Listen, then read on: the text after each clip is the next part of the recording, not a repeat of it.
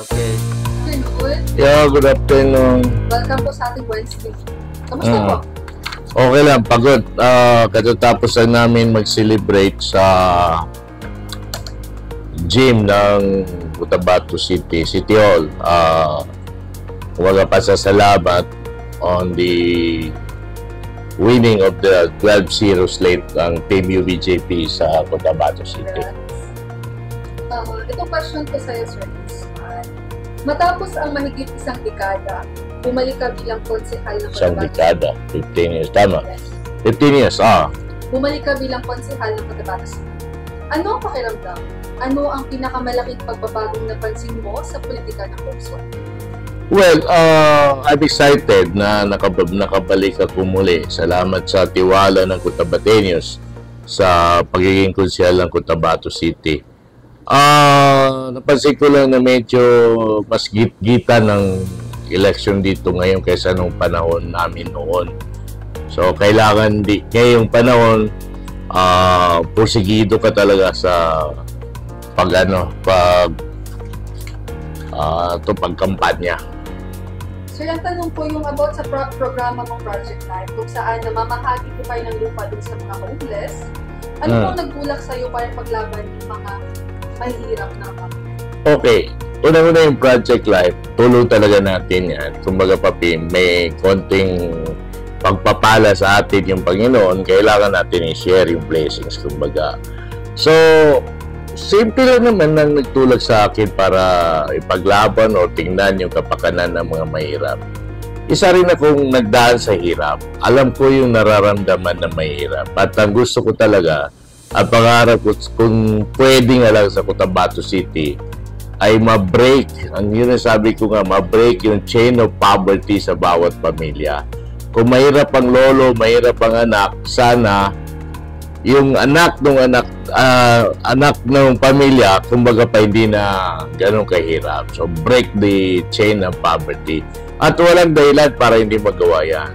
So, yun nga, yung programa natin dito sa city government, yung pautang na walang interest, yan yung gusto natin mangyari. To give an opportunity to everybody na gustong makaahon sa kahirapan o gustong gumanda ang buhay. Kailangan lang yung mindset ng tao andun sa positibong pananaw sa buhay. Ito naman, sir, ito yung gusto kong marinig sa'yo. Ano ang pinakamalaking maling akala ng iba tungkol sa Cotabato City na nais mong maitama habang ikaw ay nasa pwesto? Well, basically, pag binanggit mong Cotabato City, kung nasa ibang lugar ka, even sa South Cotabato, North Cotabato, Manila, Davao, ang tingin nila is magulo ang Cotabato City. So yan, dapat may tama na yan sa pagkakataon na ito. May malaman na ng tao na ang Cotabato City ay isang masaya at mapayapa at asensadong lugar na masaya yung mga tao. Yun ang gusto natin mabago sa image ng city. So, kumbaga pa, may mga tourist spot din naman tayo dito na pwedeng pasyalan. Maganda yung pamumuhay dito, maganda mamuhunan sa Cotabato City. So, hindi tayo yung sinasabi nilang sub-Saharan state. Kumbaga pa, asensado ng Cotabato City. At yun ang pagsisikapan natin na mabago yung image na yun ng city na magulo, walang disiplina, yung Cotabato City. So, panawagan natin sa lahat ng Cotabateños na maging disiplinado. Sumunod tayo sa mga batas, regulasyon ng ating syudad. Okay, thank you, sir.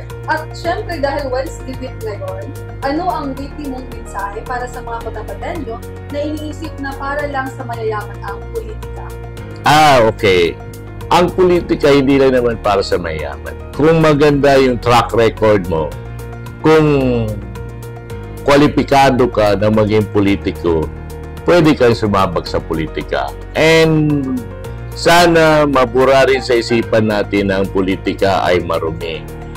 Politics is a very noble profession.